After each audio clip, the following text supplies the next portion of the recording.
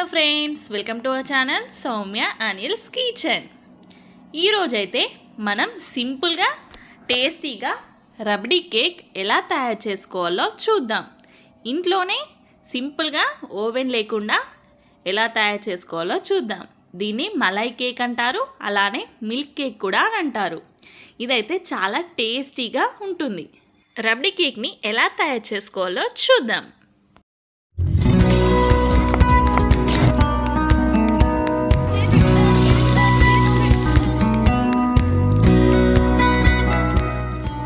ముందుగా కావాల్సిన ఇంగ్రీడియంట్స్ ఏంటో చూద్దాం.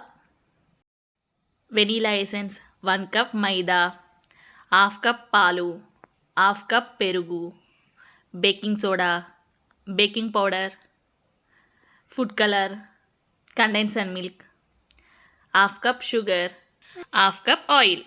ఇప్పుడు ఎలా తయారు చేసుకోవాలో చూద్దాం. ముందుగా స్టవ్ పై మందపు గిన్నెను పెట్టుకొని అందులో సాల్ట్ని యాడ్ చేసుకుందాం. ప్లేట్ని క్లోజ్ చేసి 10 మినిట్స్ పాటు ప్రీహీట్ చేసుకుందాం. ఇప్పుడు మరొక బౌల్లో పెరుగుని యాడ్ చేసుకుందాం. పెరుగును యాడ్ చేసుకొని అందులో 1/2 spoon baking powder, 1/2 spoon baking సోడాని యాడ్ చేసుకుందాం. యాడ్ చేసుకొని మంచిగా బీట్ చేసుకోవాలి. ఇలా చూపించే విధంగా మంచిగా బీట్ చేసుకోండి. ఇప్పుడు వెనీలా ఎసెన్స్ని యాడ్ చేసుకొని మంచిగా బీట్ చేసుకోవాలి. ఇది ఫ్లేవర్ కోసం యాడ్ చేసుకుందాం. ఇప్పుడు షుగర్ని యాడ్ చేసుకుందాం. షుగర్ అయితే మీరు చూసుకొని యాడ్ చేసుకోండి, ఎందుకంటే మలైలో మొత్తం స్వీట్గా ఉంటుంది కాబట్టి నేను కొంచెమే షుగర్ని యాడ్ చేశాను. యాడ్ చేసి మంచిగా బీట్ చేసుకోవాలి. ఇప్పుడు పాలని యాడ్ చేసుకుందాం. యాడ్ చేసుకొని మంచిగా బీట్ చేసుకోవాలి. 1 by 1 యాడ్ చేసుకుంటే బ్యాటర్ మంచిగా అవుతుంది.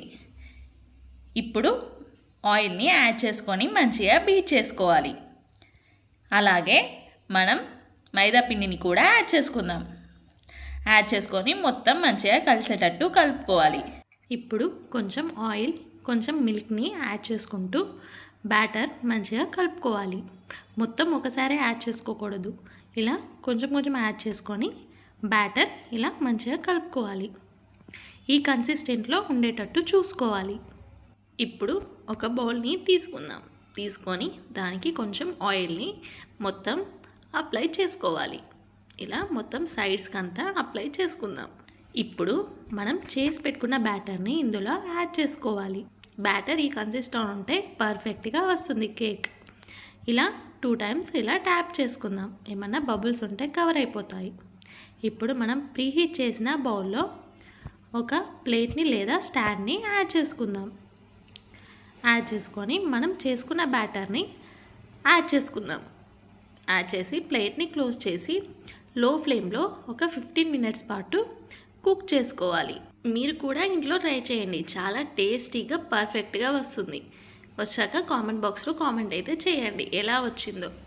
చాలా స్వీట్గా టేస్టీగా ఉంటుంది. చూడండి, ఇది మంచిగా కుక్ అయిపోయింది. ఇప్పుడు పక్కకు తీసుకొని చల్లారించుకుందాం. ఇప్పుడు నైఫ్తో సైడ్ని మొత్తం లూజ్ చేసుకుందాం. లూజ్ చేసుకొని వేరే ప్లేట్లోకి సపరేట్ చేసేసుకుందాం. చూడండి ఎంత బాగా వచ్చిందో. చాలా స్పాంజీగా పర్ఫెక్ట్గా వచ్చింది. నేను చూపించే విధంగా చేసుకోండి, చాలా పర్ఫెక్ట్గా మంచిగా వస్తాయి. ఇప్పుడు వేరొక బౌల్లో మిల్క్ని యాడ్ చేసుకుందాం. ఒక 1/2 కప్ మిల్క్ని యాడ్ చేసుకోవాలి. అందులోనే 2 స్పూన్స్ కండెన్స్డ్ మిల్క్ని కూడా యాడ్ చేసుకుందాం. యాడ్ చేసుకొని మొత్తం మంచిగా బీట్ చేసుకోవాలి. ఇలా యాడ్ చేసి ఇలా చేసుకుంటే మంచి కన్సిస్టెంట్లో వస్తుంది. ఇది మొత్తం బీట్ చేసుకొని స్టవ్ పైన పెట్టుకొని బాయిల్ అయ్యేటట్టు చూసుకోవాలి. అది కొంచెం చిక్కగా అయ్యేటట్టు చూసుకోవాలి. ఇలా ఒక 5 మినిట్స్ మరిగించుకుందాం. ఇప్పుడు కొంచెం ఫుడ్ కలర్ని యాడ్ చేసుకుందాం. మీ దగ్గర కుంకుమ పువ్వు ఉంటే కూడా యాడ్ చేసుకోవచ్చు. ఇప్పుడు మనం చేసి పెట్టుకున్న కేక్ పైన మనం చేసి పెట్టుకున్నది మలైని యాడ్ చేసుకుందాం. మొత్తం స్ప్రెడ్ చేసుకొని నా దగ్గర చాకో చిప్స్ ఉన్నాయి, అవిని కూడా యాడ్ చేసుకుందాం.